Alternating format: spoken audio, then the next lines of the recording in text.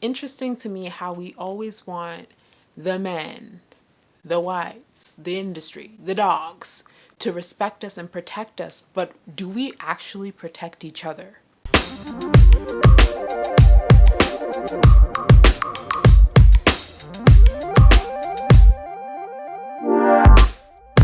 What's happening, everybody? It's your girl Twada Gadatron. I'm always in that new call me renaissance. You see them girls, they've been jacking my style, but I had to keep it peep low key for a while.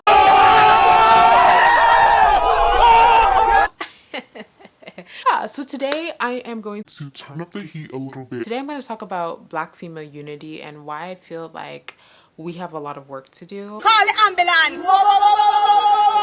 Have been bothering me lately, and I hope that in this video you guys are actually going to like listen to everything I say before you get angry at me in the comment. So pay attention.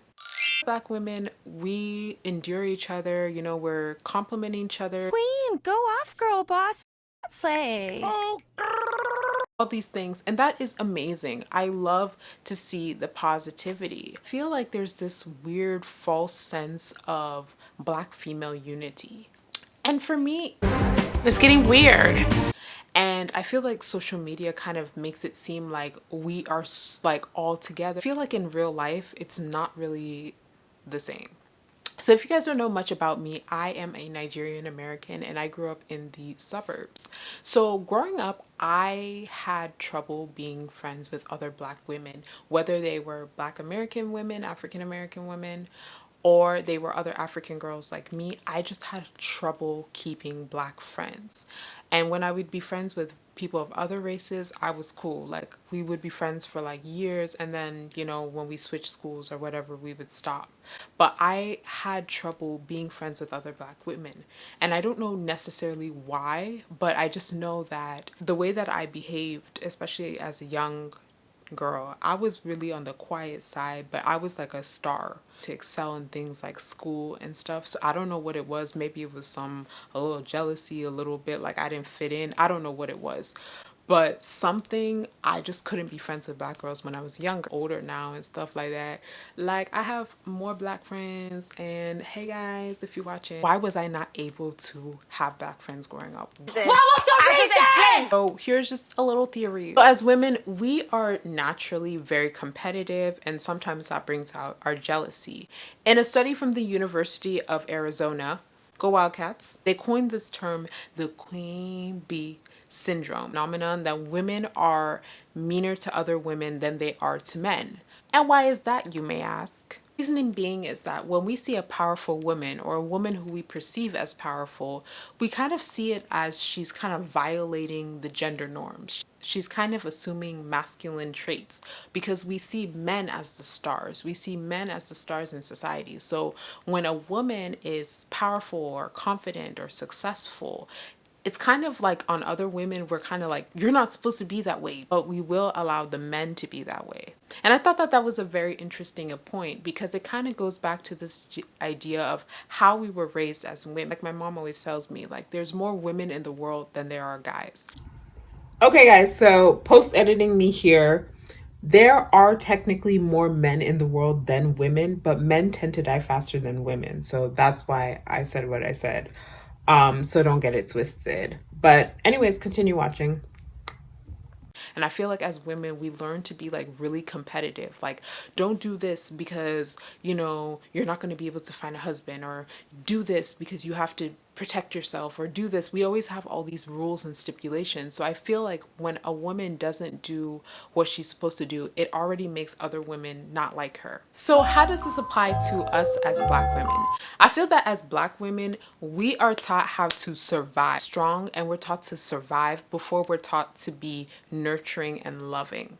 And that's a really big thing, because if we're being taught to survive, we're kind of being taught as a young ages survival of the fittest. We can't be too dark, we can't be too fat, we can't be too tall, we can't be too ugly. We have to always have our stuff together. We have to be curvaceous. We have to help the men. We have to raise children. We have to have a successful job. We always have to hold it down. We can't show emotions. There's just so many different things that we have on us, right?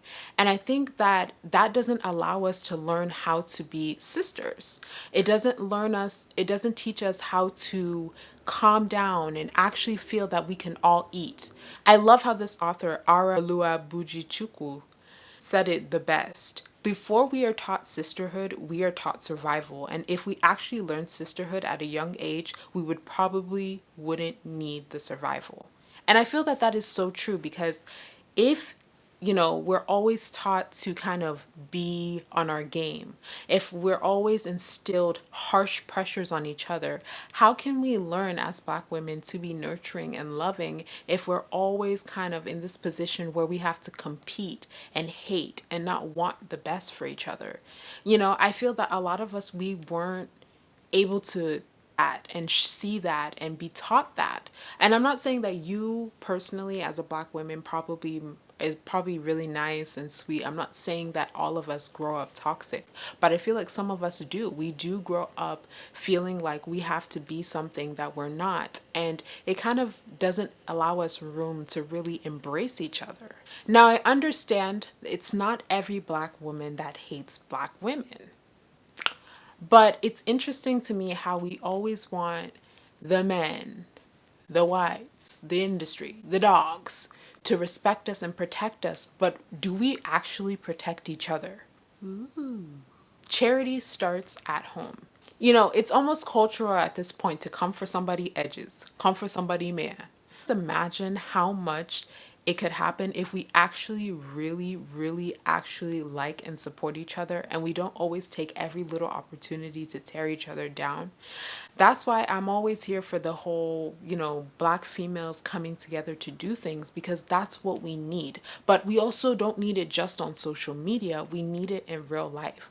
We have to get out of this mindset where we always want to come at each other or attack each other. If we see one of us doing well, it's already hate. We don't like it. We don't help each other. We have to do it because Black women, we are powerful. We set the trends. We set the standards. No matter where we're from, whether we're whatever diaspora, whatever backgrounds we have, whether we were rich, we were poor, we are the standard. We are the goals.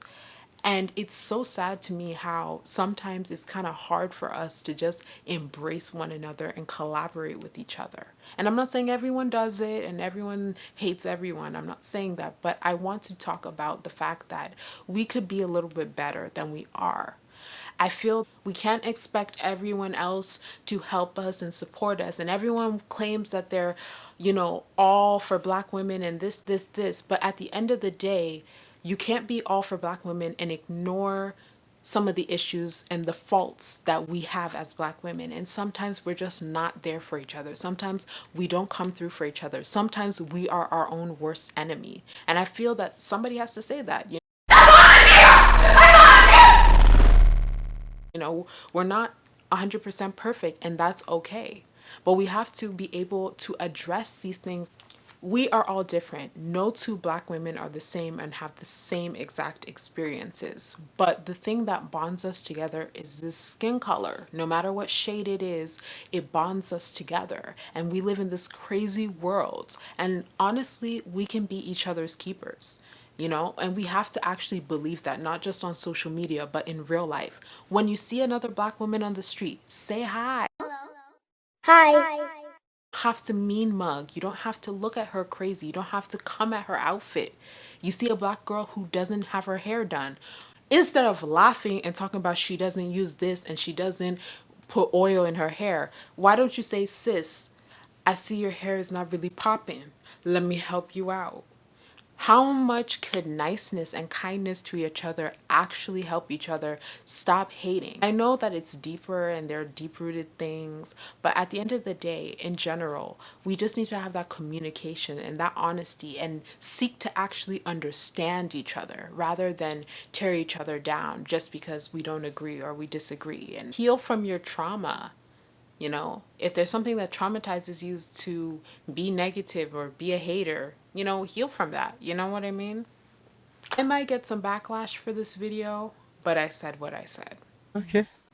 All right, links below in the description. If you love this video, don't forget to give me a like, comment, and a subscribe, and I will see you guys in the next one.